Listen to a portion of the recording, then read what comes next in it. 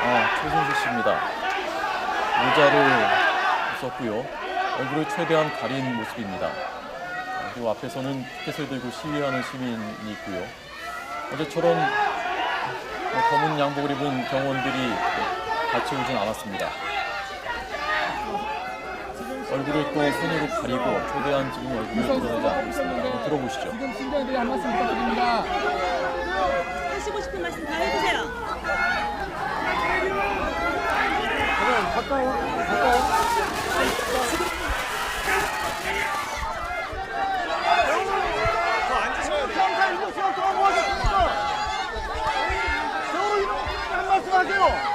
한 말씀하시죠.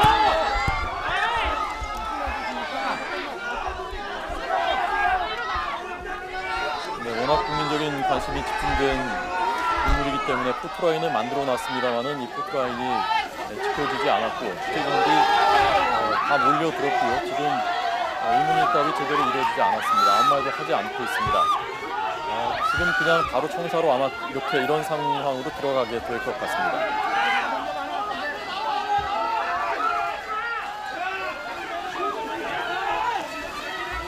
옆에는 검찰 수사관들인 것으로 보입니다. 검찰 수사관들이 최순실 씨의 신병을 확보해서 지금 청사 안으로 들어가고 있습니다. 끊임없이 카메라 플래시가 터지고 있습니다. 뒤에서는 시민들이 분노한 시민들의 목소리가 계속 함성 소리가 들리고요. 취재진들이 물어봅니다만은 묻는 소리도 잘 들리지 않을 정도입니다.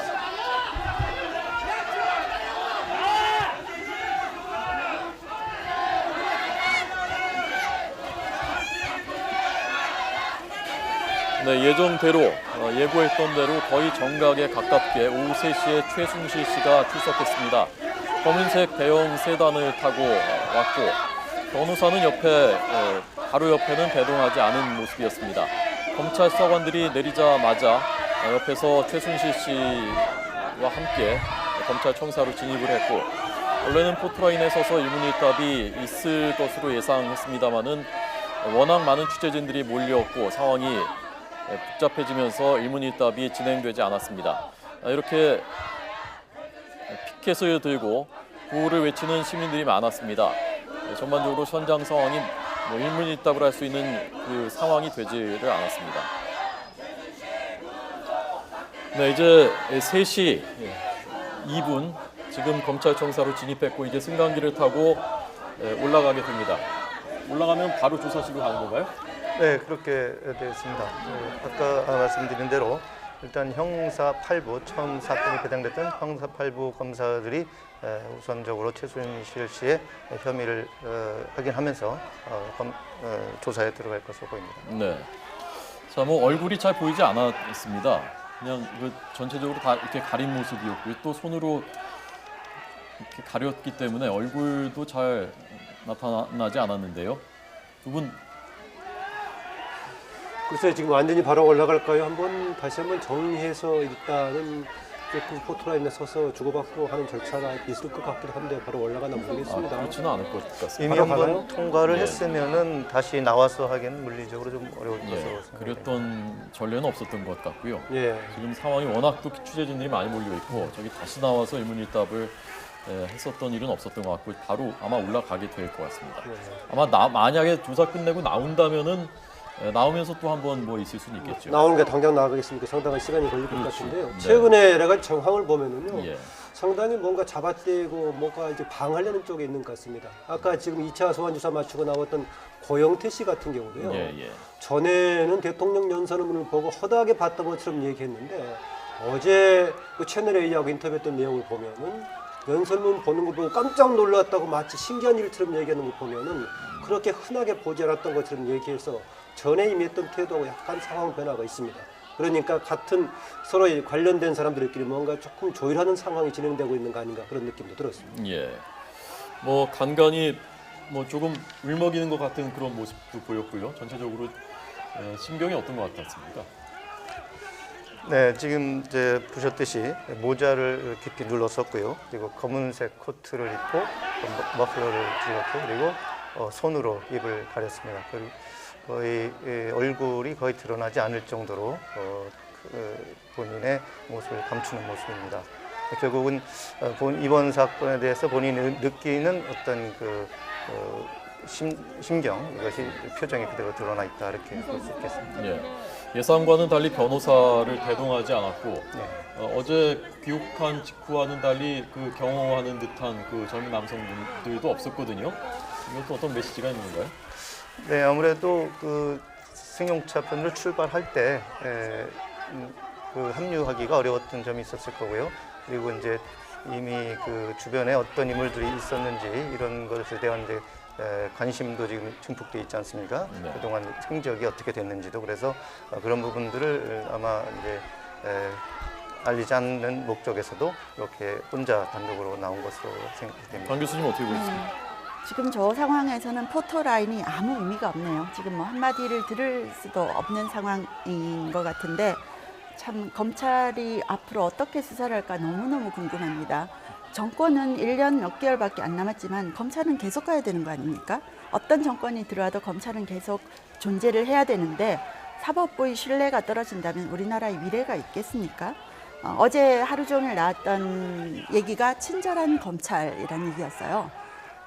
저렇게 한 30시간 동안 자유로운 시간을 주고 그리고 최초로 이런 보도가 나왔던 게 벌써 7월, 8월인데 증거인멸하려면 충분히 하지 않았을까라는 생각도 들고 어제 30시간 동안 누구를 만나서 어떤 그 사전 입맞춤을 했는지 알 수 없는 상황이지 않습니까? 참 어떻게 보면 참담하다는 생각이 듭니다. 대한민국의 국격이 너무 떨어지고 우리가 검찰을 지금 신뢰하네 마네 이런 얘기를 하는 게 참 참담합니다. 예. 지금 현장에서 전해진 전원으로는 뭔가 조금 말을 한 것 같은데요. 국민 여러분 네. 용서해 주십시오 뭐 이런 말을. 네, 이 한 거예요. 부분이 이제 마지막으로 문을 지나면서 아까 그 기자들이 좀 몰려있을 때 말 안 했었는데요. 네. 국민 여러분 용서해 주십시오. 그리고 큰 죄를 지었다. 본인 말로는 이제 죽을 죄를 지었다. 이런 표현까지 한 걸로 지금 전해지고 있습니다. 네, 그러니까 저기서 일단 벗어나서 청사 문으로 들어가면서 그 말을 한 모양이군요. 네, 그렇습니다. 그 마지막 부분에 이제 문에 형사 수사관들의 손에 이끌어서 지나가기 직전에 그 부분 한 말씀을 하고 지나갔습니다. 예. 그러니까 저 청사에서 저 문을 들어가면은 뭐 얼마 지나지 않아서 바로 승강기 엘리베이터가 있거든요. 아마 그 엘리베이터까지 가는 그 과정에서 국민 여러분 용서해 주십시오. 죄송합니다. 죽을 죄를 지었습니다. 그런 말을 한 것으로 현장에서 지금 취재 기자들의 전원이 전해지고 있습니다. 죄송하다는 게 그냥 무리를 이렇게 죄송하다는 건지 국정을 이런 정도로 이 지경으로 만든 것에 대해 죄송하다는 건지 조금 모르겠고요. 지금 이제 검찰 얘기가 나왔는데요. 사실상 검찰과 저는 언론이 제 역할을 했더라도 일찍 이 문제를 중간에서 다룰 수 있었을 거다라고 봅니다. 이른바 2년 전에 정윤회 문건 나왔을 때 100%는 아니지만 상당 부분이 관련된 부분인데 지금 무혐의로 다 끝나버리지 않았습니까? 검찰 쪽이든 언론 쪽이든 간에 저는 집요하게 만약 이걸 추적할 수 있었다면은 이 지경까지 오지 않은 적어도 어느 단계에서는 조금 문제를 제동을 걸 수 있지 않을까 그런 아쉬움이 있습니다. 이게 앞뒤가 안 맞아요. 진정성이 없다. 한마디로 얘기해서 고개를 숙인 채 입을 가리고 국민 여러분 용서해 주세요라는 게 맞나요? 제가 정말 국민들에게 속보되지 않은 심정으로 있다고 한다면 네. 최소한도 국민에 대한 태도가 잘못돼 있다고 보는 거죠. 자신의 그 안위를 먼저 생각하고 말로만 국민을 용서를 구한다는 말이 되겠는가. 저는 이 검찰에 대해서 좀 말씀을 좀 드리고 싶은데 지금도 늦지 않았다. 다시 얘기해서 살아있는 권력과 연관된 이 수사와 관련돼서 저는 김순남 검찰총장이 왜 대국민 그 기자회견을 안 하는지 모르겠어요. 예. 지금이라도 늦지 않았습니다. 이 한 점 의혹도 없이 권력의 눈치를 보지 않고 오직 국민만 바라보면서 국민 앞에 정말 당당하고 그리고 내실 있는 시사를 하겠다는 대국민 약속해야 됩니다.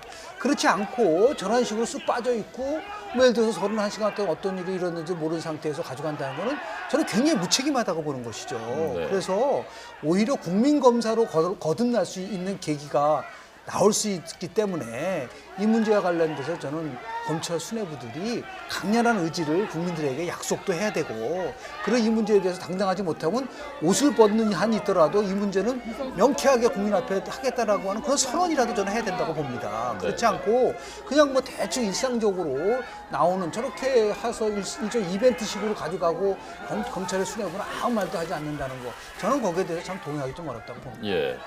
그래서 국민들이 지금 제일 궁금해하는 부분이 아마도 대통령과 이 최순실 씨가 대체 어느 정도의 관계인 것이냐, 그리고 국정에 어느 정도의 범위까지 개입을 한 것이냐, 그런 부분이지 않습니까? 그 부분에 대한 수사가 어느 정도까지 이루어질지, 그런 부분이 아마 지금 국민들이 제일 궁금해하는 부분인 것 같습니다. 최순실 씨가 한 축에 있다면 그 다른 한 축에는 박근혜 대통령이 있는데요. 이 문제를 일반 수사로 좀 풀기는 상당히 쉽지 않을 것 같습니다. 그게 좀 핵심적인 문제 같습니다. 아다시피 어제 그제 이틀 동안 청와대 압수수색하려고 했더라도 못하고 그쪽에서 임의로 제출한 몇 가지 서류만 줬던 거 아니겠습니까? 추가로 몇 박스를 더 주겠다고 했었지만 거의 산별적으로 하고 있는 상황이고요.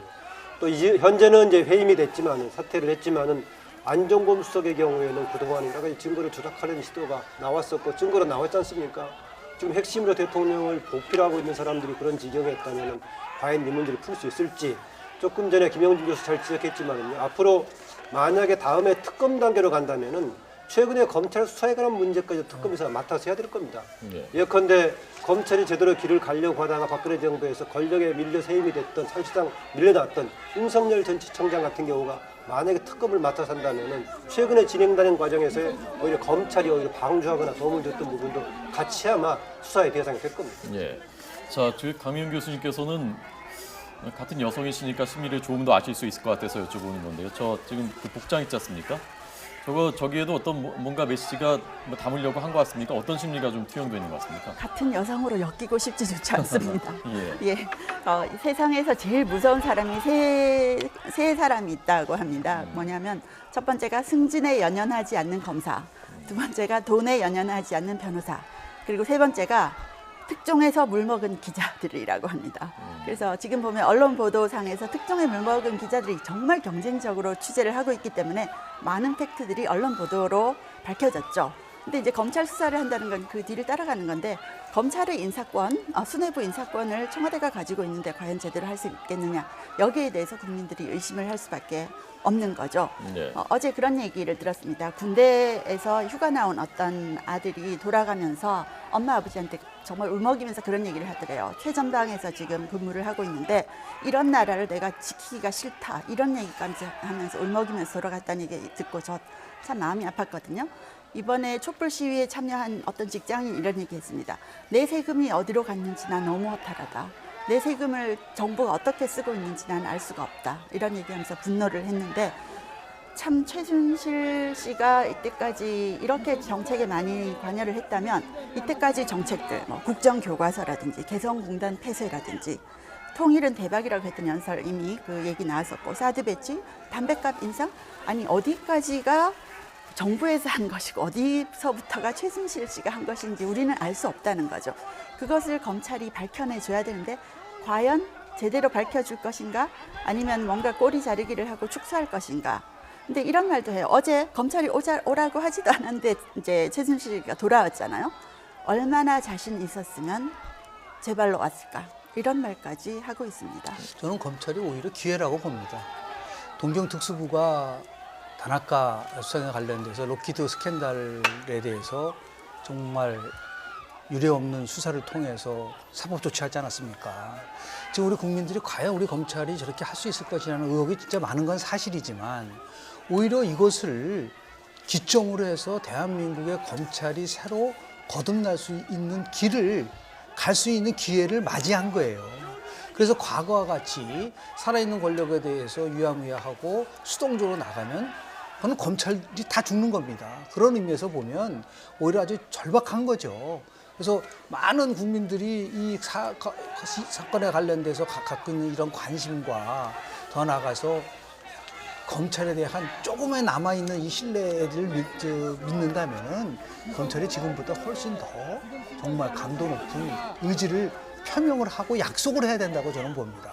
그런 거 없이 그냥 넘어가 버리면은 자꾸만 이런 의혹들이 생기니까 그런 걸 사전에 막기 위해서라도 저는 당장 뭐 내일이라도 우리 검찰총장을 포함해서 검찰 수뇌부가 국민에게 약속하는 그러한 그 나름대로의 그런 모습을 좀 보여줬으면 좋겠다는 생각을 하게 됩니다. 네. 지금 특별수사팀장이 서울중앙지방검찰청장이 맡고 있는 거죠, 김 기자? 네, 그렇습니다. 그러면은 조금 전 그 대통령에 대해서도 조사를 할 수 있느냐, 그 부분에 대해서는 현장에서는 어떤 전망이 네, 나오고 있습니까? 그 부분에 대해서 이미 이제 특별수무부가 발표됐을 때 기자들의 질문이 있었습니다. 그 부분에 대해서 일단 본부장의 입장, 검찰의 입장은 기본적으로 형사상의 소추 대상이 아니다. 그런 입장을 밝혔고요. 다만 관련해서 범죄가 있는지는 확인해 보겠다. 이런 식의 입장을 밝혔습니다. 결국은 수사는 하겠지만 어떤 범죄 혐의가 나올 때 그 상황에 따라서 어떻게 이제 대처할지 이 부분에 대해서는 조금 여지를 남겼다고 볼 수 있겠습니다. 네. 관련해서 여야의 원로들은요, 여야를 떠나서 박근혜 대통령이 수사에 적극적으로 협력하겠다라는 자세를 본인이 적극적으로 보이는 게 필요하다 이런 얘기를 하고 있는 것 같습니다. 만약에 범죄 연루 논란까지 가버린다면 사실상 대통령에게 직접 적용할 수 있는 것은 탄핵 논란 아니겠습니까? 거기 사태까지 가기 전에 대통령께서 적어도 다른 부분에 대한 수사에는 적극적으로 자발적으로 참여하겠다 이런 태도가 필요하다. 이건 여야를 넘어서 공히 지적을 하고 있는 것 같습니다. 네. 그게 사과문 90조짜리 사과문에 빠져 있는 결정적인 한계입니다. 만약에 사과문을 발표하면서 나도 수사의 대상이 될 수 있다. 나도 수사받겠다는 말을 했었으면은 네. 훨씬 더 국민들이 갖고 있는 진정성을 우리가 믿을 텐데 그런 거는 전혀 없이 그냥 사과합니다라고 끝마쳐 버리니까 예.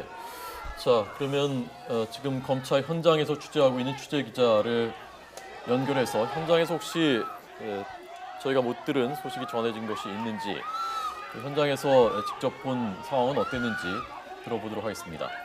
홍성기 기자가 바로 저 현장 앞 검찰청사 앞에 있습니다. 자, 홍 기자, 현장 상황 자세히 좀 전해 주시죠. 네, 서울중앙지검에 나와 있습니다. 이곳에 자세히 보시다시피 전해주시죠. 조금 전인 오후 3시에 최순실 씨가 출석을 했습니다. 네, 어떤 얘기들을 했는지 하고요. 저희가 잘 못 들었거든요. 자세히 전해 주십시오. 네, 일단 최순실 씨는 도착 직후 검찰청사 안으로 들어가는 과정에 취재진들이 몰리면서 북새통이 이루어졌습니다. 때문에 포토라인에 서서 이야기를 하려고 했지만 너무 소란스러운 과정이기 때문에 말을 하지 못하고 검찰청사 안으로 들어갔습니다. 들어가는 과정에 취재진들이 따라 들어가면서 다시 인터뷰를 시도했는데요. 일단 큰 의미 있는 말은 하지 않았습니다. 국민 여러분께 용서를 구한다. 죄송합니다. 울먹이면서 죄송합니다라는 말을 2번 하고 용서해 주십시오라는 말을 하고 조사를 받으러 곧바로 올라갔습니다. 네, 조금 전 저희가 그 대통령에 대해서 수사를 할 수가 있느냐, 헌법의 형사 소추 대상은 아닌데 수사 조사는 가능하냐, 그 부분에 대해서 대담을 하고 있었는데 거기에 대해서 현장에서는 어떤 얘기들이 나오고 있습니까? 네, 일단 검찰도 관련 질의를 받았을 때 명확하게 대답을 했습니다. 대통령은 형사 불소추 대상이다.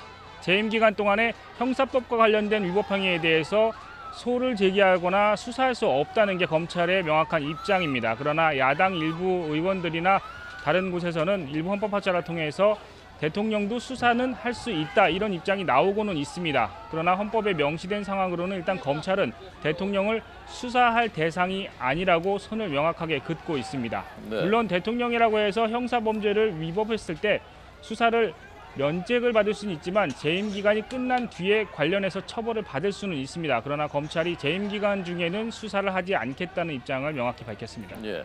최순실 씨 어디 있다가 누구하고 같이 어떤 길로 왔는지는 아직 전해지지 않았죠?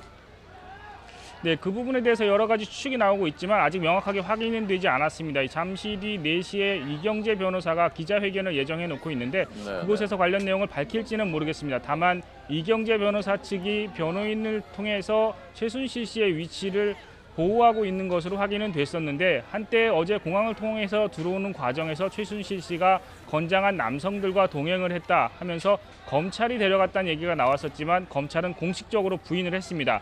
다만 검찰은 이 남성들이 다른 기관의 직원일 가능성에 대해서는 확인도 부인하지 않았기 때문에 제3의 기관에서 보호를 하고 있었을 가능성도 나오고 있습니다.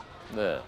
자, 이제 최순실 씨가 지금 들어갔는데 언제까지 조사를 받을 것인지, 조사를 받는 도중에 강제로 신병을 확보하는 긴급 체포가 이루어질 것인지가 관심인데요.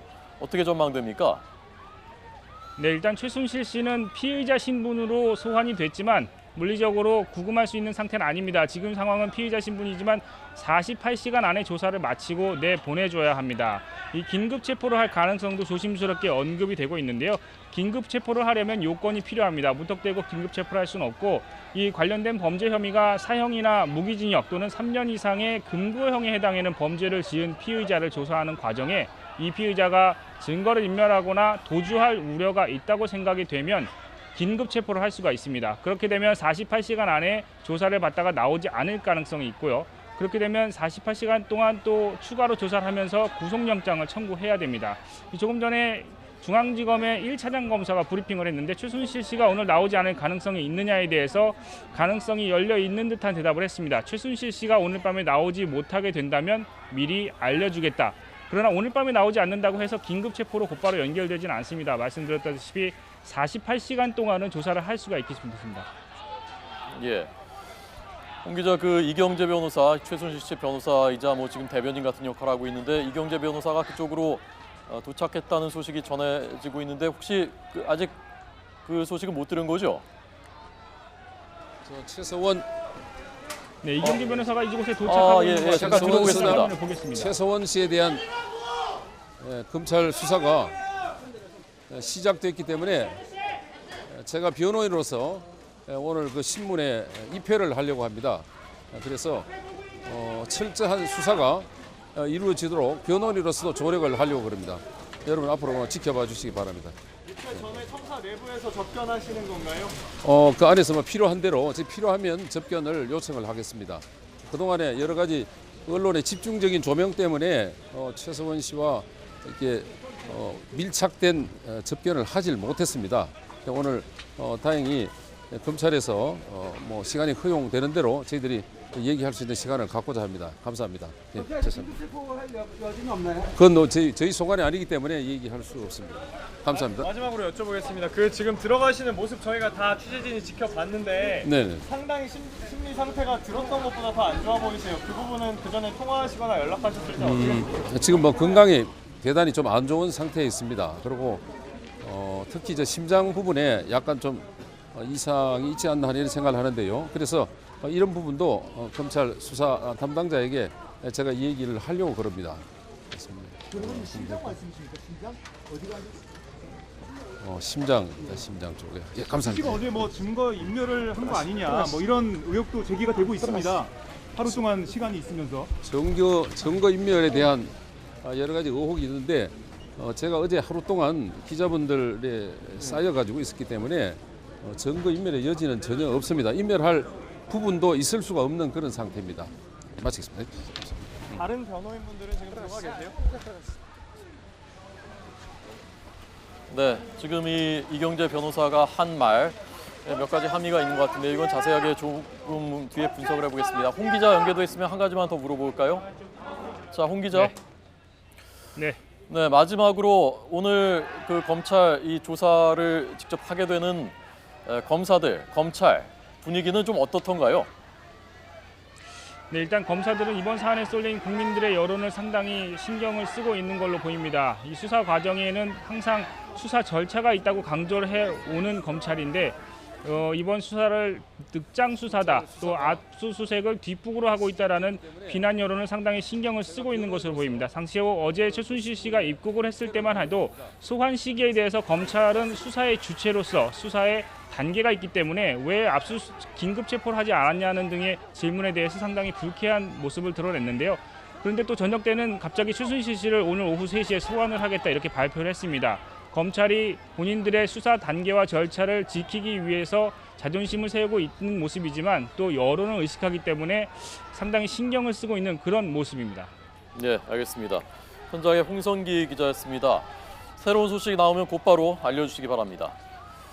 이 최순실 씨가 저 와중에서 구두가 벗겨졌었다고 합니다. 그래서 직원이 구두를 가져다 줬다고 하는데요. 그 사진이 조금 전 도착했습니다. 아마 뭐 워낙 밀리고 이렇게 하는 과정에서 이 구두가 벗겨졌고 구두 상표가 나오는군요. 상표를 저희가 언급을 하면 아마 안 되는 것 같은데 약간 보여졌습니다. 보면 누구나 알겠습니다. 네, 본의 아니게 보여졌고요. 네, 그 상표입니다. 조금 네, 비싼 그 고가의 상표입니다. 명품 상표죠. 네, 저 구두가 벗겨졌다가 아마 그 순간에 찍은 것 같고요. 직원이 가져다 줬고 아마 다시 신고서 엘리베이터를 타고 형사 8부로 먼저 갔다고요? 네, 형사 8부 검사들의 조사를 먼저 받게 될 예정입니다. 예. 좀 전 이경재 변호사가 자신도 접견을 못했다. 최순실 씨를. 그래서 검찰 가서 접견을 하게 될 것 같다라고 얘기했지 않습니까? 네, 저희가 이제 어제 최순실 씨가 귀국한 이후에 계속 이경재 변호사를 이제 뒤쫓아서 행방을 같이 했지 않습니까? 네. 그 기자들이 계속 추적을 하고 있는 상황에서 최순실 씨의 동선이 포착될 거 우려했기 때문에 접촉을 하지 못한 것으로 보입니다. 예. 어제까지는 이경재 변호사가 최 원장이라고 지칭을 했는데요. 주변에서 좀 지적을 받았나 봅니다. 오늘은 보니까 최서원 씨라고 이렇게 공식적으로 표현을 하네요. 예. 근데 그 본인 스스로가 접견하지 못했다라고 얘기를 하시고 증거인멸 여지 전혀 없다라는 말을 할 수 있나요? 그러니까 예를 들어서 본인이 충분히 접견을 하고 그 내용을 파악을 해야지만이 증거인멸 여지 전혀 없다는 표현을 쓸 수 있는 것인데 앞뒤가 맞지 않는다. 더 나아가서 증명 여지가 전혀 없다면 최순실 입에서 어떻게 죽을 죄를 졌습니다라는 말이 나올 수 있을까? 그러니까 이게 지금 상황이 굉장히 혼돈스럽고 더 나아가서 일관성이 없다는 거죠. 그래서 이런 말은 제가 볼 때는 굉장히 오해 여지가 있는 부분이 있지 않을까라는 생각을 하게 됩니다. 그 변호사 지금 변호인이 한 얘기 중에 어제 하루 종일 변호인이 기자들에 둘러싸여 있었기 때문에 증거인멸을 할 여지가 없었다. 증거인멸은 변호인이 하나요? 최순실 씨가 어디 숨어서 할 수 있는 것 아닌가요? 네. 앞뒤가 맞지 않는 얘기 같고 뭐 건강이 안 좋다, 심장 쪽에 안 좋은 점이 있는 것처럼 생각이 된다. 본인의 생각인가요? 참 어떻게 받아들여야 될지 당황스러운 멘트를 지금 하고 계시네요. 예.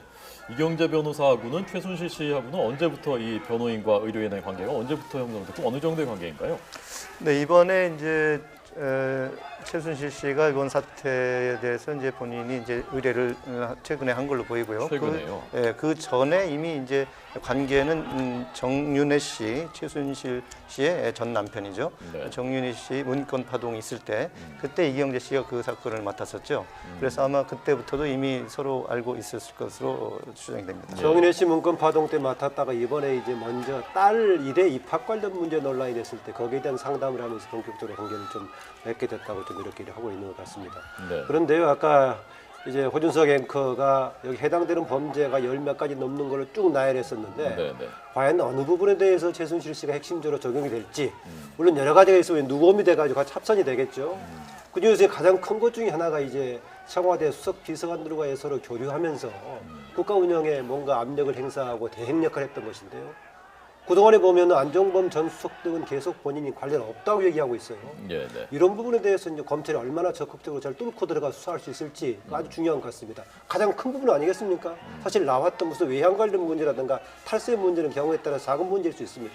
국정운영과 관련된 부분인데 관련된 당사자들이 청와대 쪽에서 되게 지금 뭔가 부인하려고 하는 쪽인데 이걸 뚫고 검찰들이 아마 잘 수사를 해야 될 겁니다. 근데 이번 최순실 국정농단이 과거와 다른 점이 몇 가지가 있어요. 제가 첫 번째는 대통령과 뭐 친인척도 아니고 일개 개인이지 않습니까? 그런 최순실 씨가 이렇게 광범위하게 국정농단을 할 수 있느냐라는 부분 하나하고 두 번째 굉장히 중요한 부분인데요. 대통령이 자발적 묵인을 했다는 겁니다. 동의를 하지 않으면 이런 일이 벌어질 수가 없기 때문에 더 충격적인 것이고요. 세 번째는 지금 우리 김 박사님 말씀하신 것처럼 이게 단순한 비리와 관련된 게 아니라 국정의 정책과 관련돼서 깊숙이 개입했던 부분들이 지금 드러나고 있지 않습니까? 대북 문제를 포함해서 뭐 교육, 뭐 통일, 뭐 이런 전방위적으로 특히 중요한 것은 뭐냐면 인사와 관련된 거, 예산과 관련된 거, 정책과 관련된 이 모든 것이 망라돼 있기 때문에 이것은 뭐 그것이 어디에 이제 해당되는 범죄 행위인지는 이제 가려내겠지만은 그만큼 이제 총체적이고 광범위하게 국정 개입이 있었기 때문에 거기에 상응해서 적용되는 범죄 행위도 늘어날 수밖에 없지 않겠는가라는 생각을 하게 됩니다. 그 부분을 김 기자가 좀 정리를 해주시죠. 어떤 그 부분에 대해서 어떤 혐의가 법적으로 적용될 수 있는지. 네, 지금까지 드러난 이제 의혹들이 크게 보면 세 가지로 이제 나눠서 볼 수 있는데요. 우선은 이제 방금 이제 국정 개입과 관련해서는 이제 그 태블릿 PC 유출과 관련해서 사전에 대통령 연설문을 비롯해서 문건을 200여 건을 본 상황이 있고요. 이 부분에 대해서는 이제 청와대의 어떤 그 업무에 대해서 개입한 혐의 이런 것들이 이제 공무 집행을 방해하는 그런 혐의로 이제 우선적으로 논의가 될 수 있습니다. 그리고 이 부분은 이제 어떤 그 대통령 기록물 관리법 이 부분에 있어서 군사기밀 또 피보호법 이 부분을 위반한 것으로 이렇게 볼 수 있죠. 어떤 그 외교 문건 중요한 사전 연설문을 이런 사전에 유출했던 기밀 누설 혐의가 적용이 될 수 있겠습니다. 네. 그리고 이제 두 번째로 중요한 혐의는 이제 그 미르 재단과 K스포츠 재단 이 부분에 있어서 기금을 이제 조성하는 과정 그리고 재단을 설립하는 과정에 얼마나 개입했느냐 이 부분을 가려야 되는데요. 예. 여기서 이제 본인이 이제 실질적으로 개입을 했는지 아니면은 무슨 측근들이 그 자신들의 힘을 빌어서 호가에 의해서 했는지 이 부분이 이제 가려져야 되겠지만은 이 부분이 이제 확인이 된다면 이런 부분은 강요나 협박 이런 부분 또 공갈 이런 부분으로 인해서 처벌이 가능합니다. 예, 잠깐만요, 김 기자. 지금 저희가 보여드리고 있는 오른쪽 위 화면은 최순실 씨 오늘 모습은 아니고요. 지난번에 그 어느 방송사 취재진을 맞닥뜨렸을 때 지하 주차장에서 그때 모습이고 그 아래는 이경재 변호사 조금 전 기자들 만나는 모습이고 그 앞서서 저희가 보여드렸던 구두는 오늘 취재진들과 이렇게 밀고 하면서 거기서 구두가 벗겨졌던 그래서 나중에 갖다 줬던 그 구두의 모습을 저희가 보여드렸습니다. 자, 계속. 네, 그리고 이제 그 재단 이제 설립 과정과 관련해서 말씀을 추가로 하면서 말씀드리면은 이제 그 재단과 파생해서 본인이 설립한 회사가 있습니다. 비덱과 그리고 WK 이 회사가 있죠. 이 회사에 이제 그 재단 미르와 K스포츠 재단의 자금이 흘러 들어갔을 가능성이 지금 의혹이 제기되고 있죠. 이 부분에 있어서는 어떤 그 횡령이나 배임 이 부분이 적용이 될 수 배임도 있습니다. 적용될 수 있습니다. 네, 그런 어떤 그 자금을 유용하는 의미가 있죠. 그 재단의 어떤 그 공금인데 이 부분을 재단에 어떤 직함을 갖고 있지는 않았지 않습니까? 네, 그래서 이제 그 부분이 직접적으로 개입한 혐의가 입증이 되면 그 부분이 적용할 수 있다는 거고요.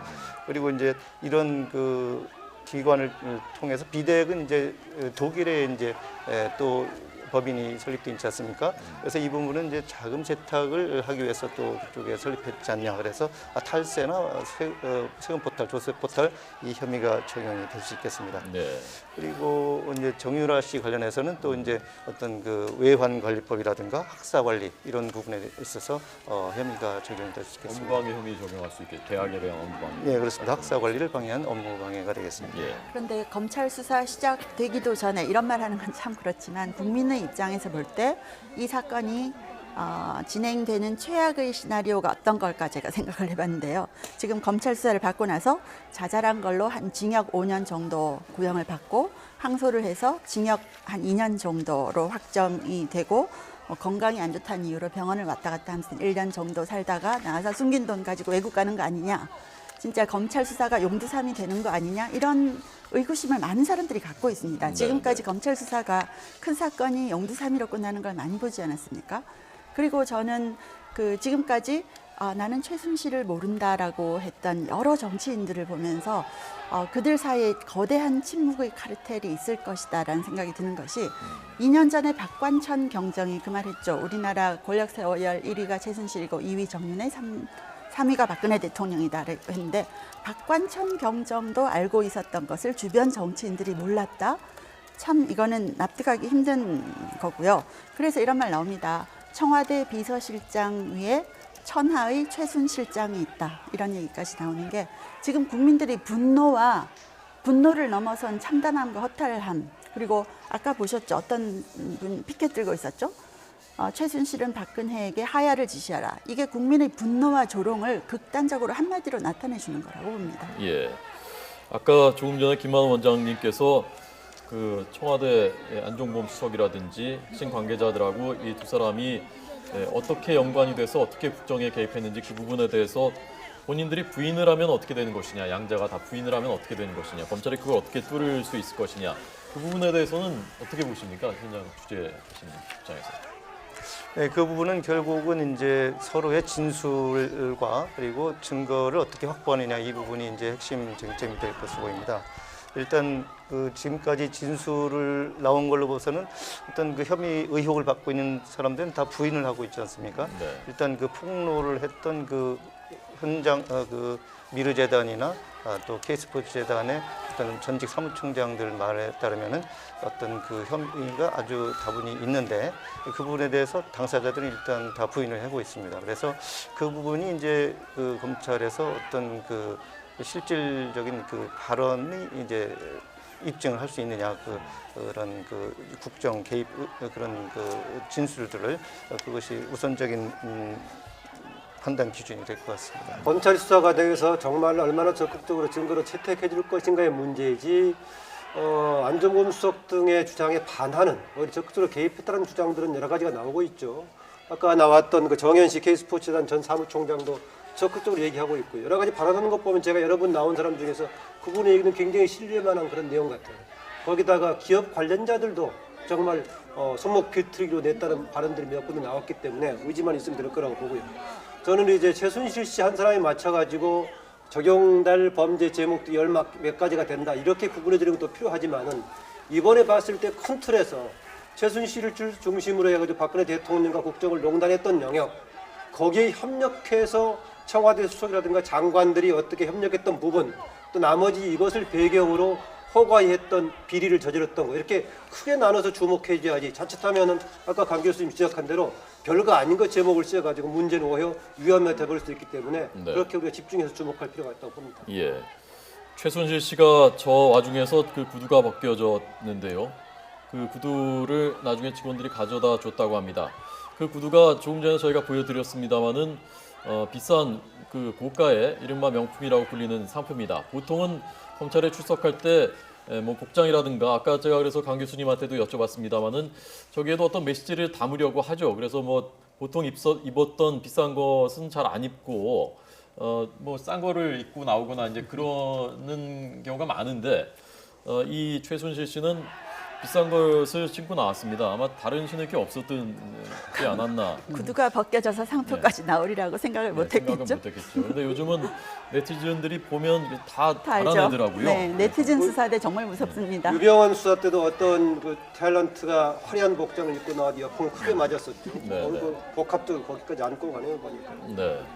지금 저 구두를 그래서 어쨌건 직원이 갖다 줬고 지금은 신고 검찰청사로 엘리베이터를 타고 올라가서 거기서 아마 곧바로 조사를 시작하는지 아니면 뭐 잠깐 기다렸다가 그다음에 조사가 시작되는지 모르겠습니다만은 일단은 그러니까 아까 말씀하신 대로 형사부부터 시작해서 그다음에 차례로 각 맡은 분야별로 검사들이 돌아가면서 조사를 한다는 얘기죠. 네, 지금 검찰의 브리핑에 볼 때 먼저 형사 8부에서 기존에 처음 수사를 착수했기 때문에 그 부분부터 혐의를 확인을 하고 그 이후에 합류한 이제 특수부나 첨단 수사부 이 검사들이 추가로 이제 조사를 하게 되는 걸로 되어 있습니다. 솔직하게 말씀드리면요, 이 최근 이 여러 가지 이른바 최순실 게이트에 대한 책임에 있어서 최순실 씨가 책임이 크겠습니까? 박근혜 대통령의 책임이 크겠습니까?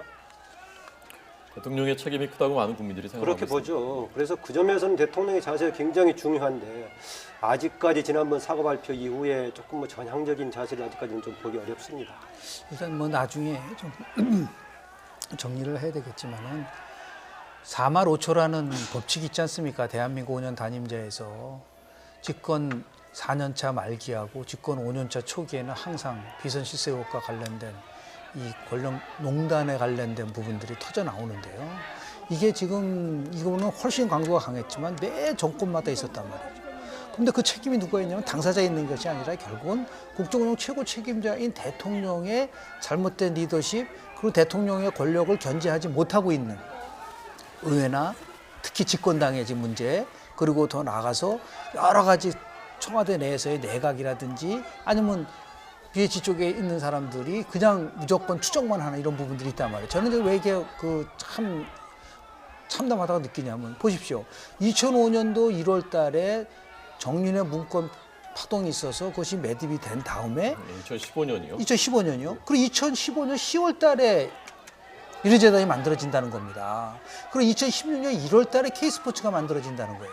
그러니까 다시 얘기해서 2015년 1월 달에 문고리 3인방과 관련된 아주 강도 높고 정말 대통령의 의지를 보여준 척결이 있었으면은 미르도 K스포츠도 나올 수가 없는 상황인데 이것을 그냥 대충 위야무야 넘어가다 보니까 오히려 그리고 특히 집권당은 철저하게 대통령을 방어하고 이러다 보니까 대통령 입장에서 봤을 때는 자기를 견제할 수 있는 세력은 없다는 확신을 갖게 되는 것이고 그리고 권력기관도 실질적으로 대통령과 관련된 문제에 대해서는 살아있는 권력에 대해서는 그렇게 힘을 발휘하지 못하고 이런 것이 반복되는 것이죠. 그 최순실이 사태와 관련돼서의 본질은 뭐냐면 조금 전에 김만호 박사님 말씀하신 것처럼 대통령의 국정 운영의 리더십에서의 통치 방식에서 치명적인 이러한 그 약점을 갖고 있었고 그것이 나타났기 때문에 한마디로 얘기해서 이거는 예고된 참사다라고 볼 수밖에 없는 겁니다. 그 말씀하신 새누리당 관련 좀 말씀드리고 싶은데 새누리당이 지금 지도부 교체를 내부에서 일부 이제 비박을 중심으로 제기하고 있는데 저는 새누리당 전체가 지금 석고대자는 게 필요하다고 봅니다.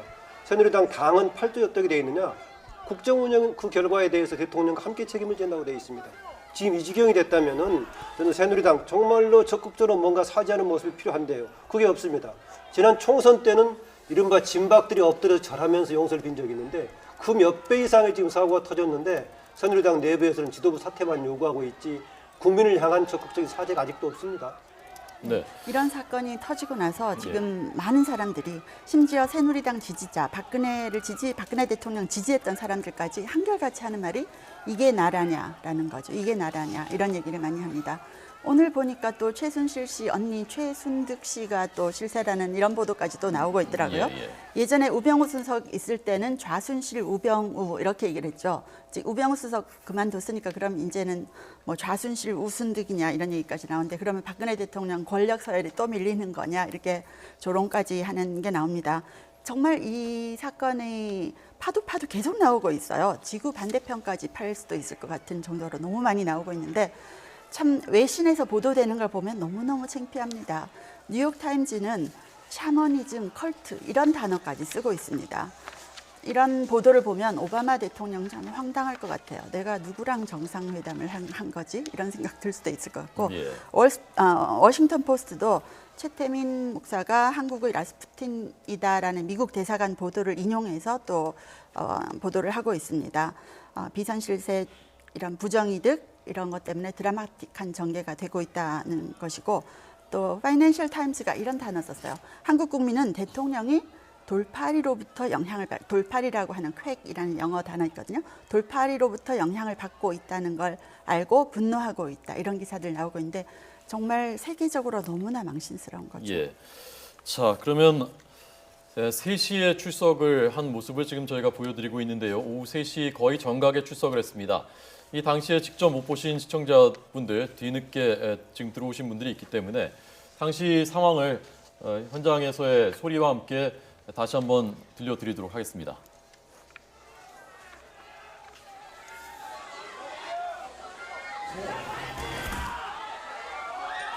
자, 들어오는 모습부터 한번 다시 볼까요?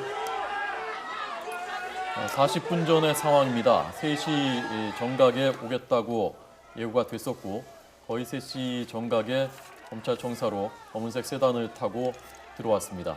그리고 곧바로 지금 취재진들 앞으로 간 모습입니다. 자, 좀 더 소리를 좀 더 들어보시죠.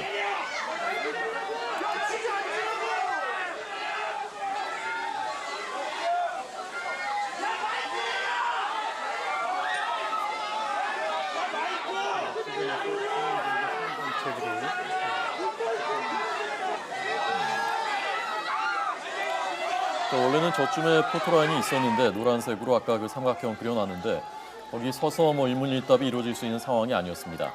울먹이는 듯한 모습이고요. 얼굴을 가렸고 모자를 깊이 눌러 썼습니다. 그리고 저 와중에 아까 신발이 벗겨지기도 했었습니다.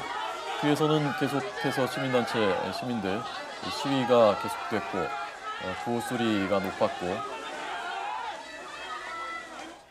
네, 저 지금 잠깐 넘어진 것 같은데 아마 저때 신발이 벗겨졌었던 것 같습니다. 네, 입구를 지나가는 순간에 잠깐 넘어지면서 신발이 벗겨졌다고 합니다. 예. 그리고 저 현관을 통과해서 엘리베이터까지 가는 도중에 국민들한테 죄송하다, 죽을 죄를. 그 첫 문을 통과하면서 먼저 죽을 죄를 지었다 이런 말을 간단히 했고요. 그 이후에 게이트와 엘리베이터로 들어가면서 죄송하다 그리고 용서해달라 이런 말을 했습니다. 예. 자, 공교롭게도 이 최순실 씨가 출석하기 약 1시간 전쯤, 1시간 조금 전쯤에 최측근이라고 하는 고영태 씨가 소환조사, 2차 소환조사를 받고 돌아갔는데요. 지금은 이제 사진으로 보고 계십니다. 가까이서 찍은 최순실 씨의 사진입니다. 이 사진을 보니까 조금 더 그 표정 같은 것이 보이는군요. 네, 안경을 썼고요. 모자를 깊이 눌렀었기 때문에 눈이 잘 눈을 보이지 않을 감고 정도로. 흐느낀 듯한 소리가 들렸다고 합니다. 네. 자, 이에 앞서서 1시간 전쯤에 고영태 씨가 소환 조사를 받고 돌아갔는데 그 장면도 많은 사람들의 이목을 집중시켰습니다. 이 고영태 씨는 이 최순실 씨하고 아주 가까운 사이다, 뭐 반말을 하는 정도의 사이다라는 증언들이 여러 곳에서 나왔었고, 그리고 뭐 펜싱 국가대표였지만 유흥업계에서도 일했었다라는 그 과거 동료의 증언도 있었습니다. 이 고영태 씨는 오늘 돌아가면서 자신에 대해서 제기됐었던 의혹, 혐의에 대해서 모두 부인했습니다. 심지어는 WK 대표도 내가 아니다, 나는 그냥 직원이다라는 말을 하기도 했습니다. 자, 고영태 씨가 아까 돌아갈 때 그 모습 잠깐 한번 다시 들어보도록 하겠습니다. 네, 최순실 씨의 모습입니다. 최순실 씨의 최측근이라고 분류도 했었지만은 고영태 씨는 자신은 2012년 말에 비로소 최순실 씨를 우연히 알았다. 대통령 가방을 제작하는 과정에서 알게 된 것이다라고 말했습니다.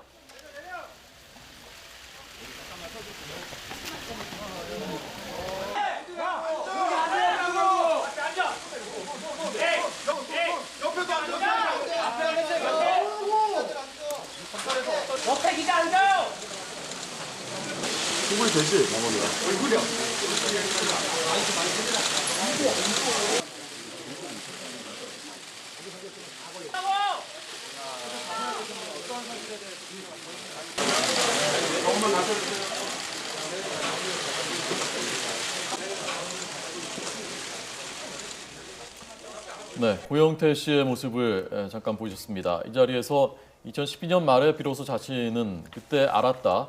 그러니까 그 전부터 아는 뭐 친한 사이가 아니었다. 그리고 WK 독일 회사는 자신은 알지도 못하고 WK에서도 자신이 대표가 아니라 상무직함을 가지고 일하는 직원이었다라고 하고 재단에 대해서는 전혀 자신은 아는 바가 없다라고도 말했습니다. 잠시 뒤에 직접 목소리를 들려드리도록 하겠습니다.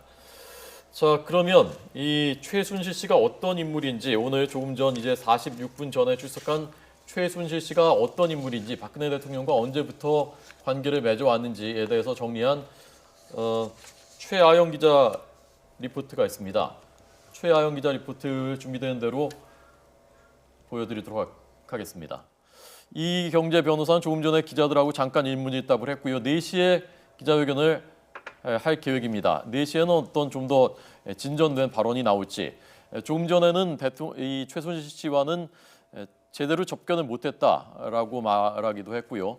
그래서 아마 검찰에 들어가서 접견을 더 하게 될 것 같다. 검찰이 그 부분에 대해서 허용을 해줬다라고 말하기도 했습니다. 4시에 기자회견에서 어떤 얘기가 나올까요, 김 기자? 네, 조금 전에 이경재 변호사가 들어가면서 밝힌 내용이 있죠. 이제 아직까지 본인이 직접 최순실 씨를 접견하지 못했기 때문에 일단 들어가서 수사를 하는 상황을 보고 변호인으로서 조력을 다하겠다 이렇게 얘기를 했고요. 그래서 아무래도 본인이 이제 그동안 이제 앞으로 수사 과정에서 어떤 조력을 할 수 있는 부분, 그리고 앞으로 어떤 조사가 이루어지고 본인이 어떤 소명을 할 것인지 이 부분에 대해서 얘기를 하지 않을까 싶습니다. 예. 자, 그럼 최아영 기자 리포트를 통해서 이 최순실 씨가 어떤 인물인지 잠깐 보고 가시겠습니다. 1956년에 태어난 최순실 씨는 박 대통령의 정신적 멘토로 알려진 고 최태민 목사의 5번째 딸입니다. 최태민 목사가 박 대통령과 함께 봉사단 활동을 하면서 자연스럽게 최 씨를 소개한 것으로 보입니다. 두 사람의 친분이 공개적으로 드러난 것은 지난 1979년 열린 제1회 새마음 제전 때입니다. 당시 봉사단 총재였던 박 대통령을 단국대에 다니며 대학생 연합회장을 맡은 최 씨가 살뜰히 챙기는 모습이 포착됩니다. 이후 독일로 유학을 다녀온 최 씨는 유경재단 이사장이었던 박 대통령과 재회하고 1986년 유경재단 부설유치원 원장을 지냈습니다. 1982년에는 첫 번째 남편 김영호 씨와 결혼했다가 3년 만에 이혼했고 이때 낳은 아들이 지난 2014년까지 청와대 5급 행정관으로 근무했다는 의혹도 제기됐습니다. 지난 1995년엔 정윤회 씨와 재혼해 딸 정유라 씨를 얻고 2014년에 이혼했습니다. 이혼 전 정 씨는 지난 2002년 박 대통령이 한나라당을 탈당해 신당을 창당했을 때 비서실장으로 활동했습니다. 또 이른바 문고리 3인방으로 통하는 이재만, 정호성, 안봉근 비서관도 추천한 것으로 알려졌습니다. 이와 함께 언니 최순득 씨가 지난 2006년 지방선거 유세하다 습격을 당한 박 대통령을 간호했다는 목격담도 나옵니다. 최태민 목사 때부터 시작한 최 씨 일가와 박 대통령의 40년 인연 속에 국정농단의 의혹은 더욱 깊어지고 있습니다. YTN 최하영입니다. 네, 그러면 이 최순실 씨의 최측근 조금 전 조사 2차 조사 마치고 돌아간 고영태 씨 돌아가면서 한 말 잠깐 들어보겠습니다. 최순실 씨랑 어떻게 알게 된 사이입니까?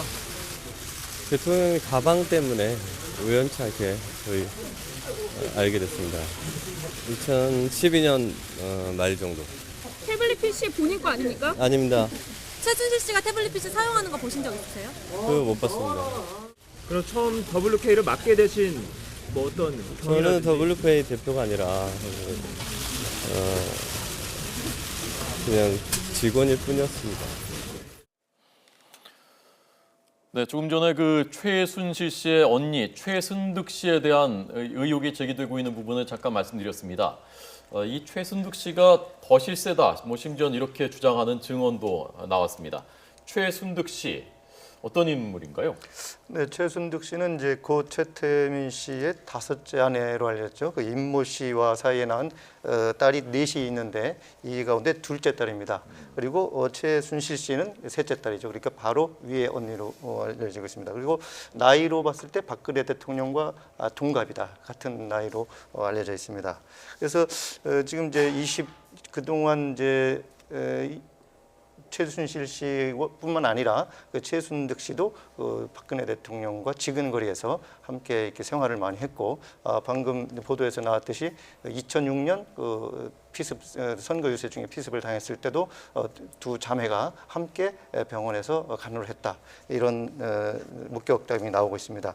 그리고 이제 대통령과는 이제 고등학교 동기 동창으로도 알려져 있고요. 네, 그래서 순득 씨가 이제 이 자매 4명 가운데 특히 이제 그렇게 이제 동기 동창 관계도 있고 그래서 가깝게 지냈다, 이런 그 목격담들이 주변에서 나오고 있습니다. 예, 혹시 뭐 들으신 적이 있습니까? 예, 그 전혁 전 의원에 따르면은 당시 피습 때뿐만이 아니라 이후에 이제 삼성동 집에서 기자들을 대접할 때 두 여성이 계속 이제 음식을 도와주고 있었다는 얘기를 해요. 전혁 의원 얘기죠. 예, 전혁 전 의원이 그런 얘기하면서 당시에 박근혜 대통령이 너무 집을 개방하지 않아가지고 기자들하고 소통이 없다.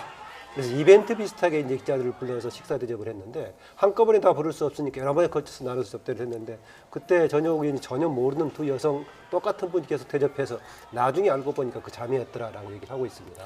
그 좀 젊은 여성이었다고 얘기를 세월이 그런 두 분이었다고 나중에 확인했다고 그랬습니다. 그랬는데 이후에 보니까는 일부 보도에서는 최순득 씨가 오히려 실시 아니냐라는 것인데 아무래도 둘관계 속에서는 연령이 위니까 위일 수 있겠는데 최근에 와서는 최순득 씨가 좀 현장에서 멀어지고 최순실 씨가 적극적으로 주도했던 게 아닌가 좀 그런 느낌이 듭니다. 예.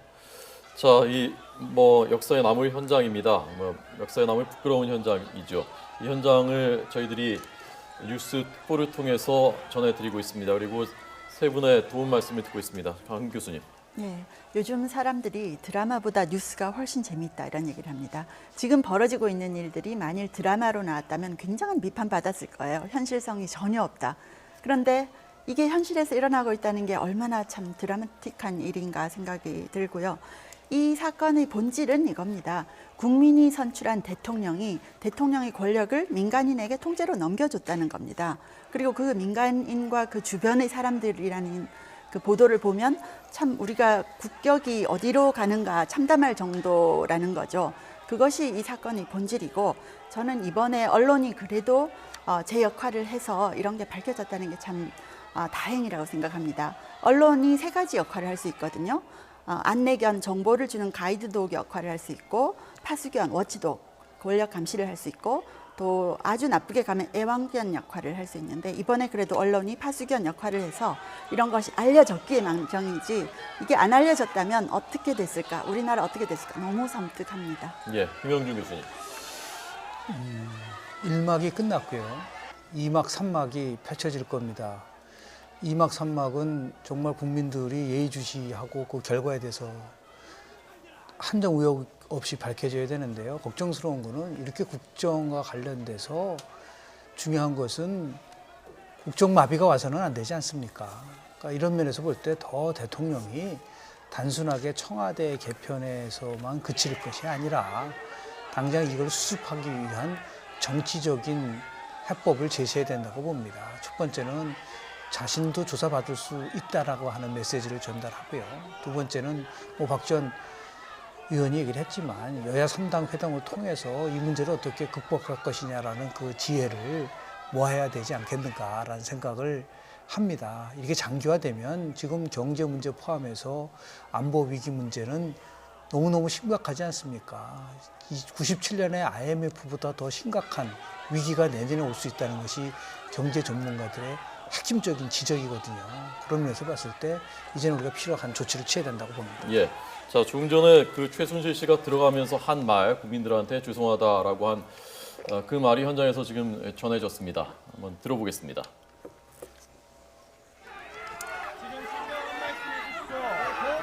비선 스스로 뽑으셨는데 지금 심정에 대해 한 말씀 부탁드립니다.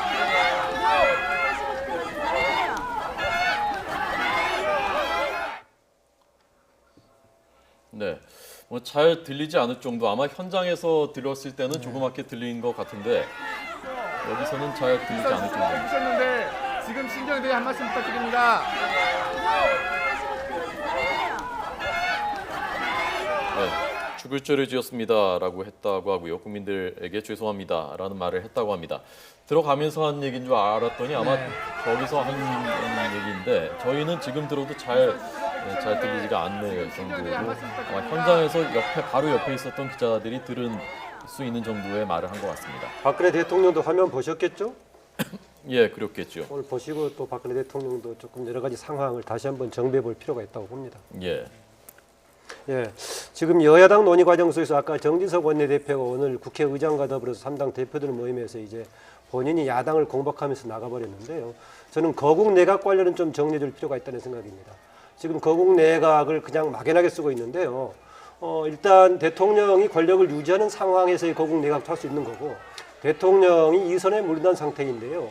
현재는 대통령의 리더십을 유지하는 상태로 여야를 넘어서는 거국 내각을 구성하자는 것이 아니라 대통령의 역할을 최소화시키는 수준에서 하는 것이기 때문에 책임 총리와 결합한 거국 내각이라는 점을 좀 명확하게 해줬으면 합니다. 예.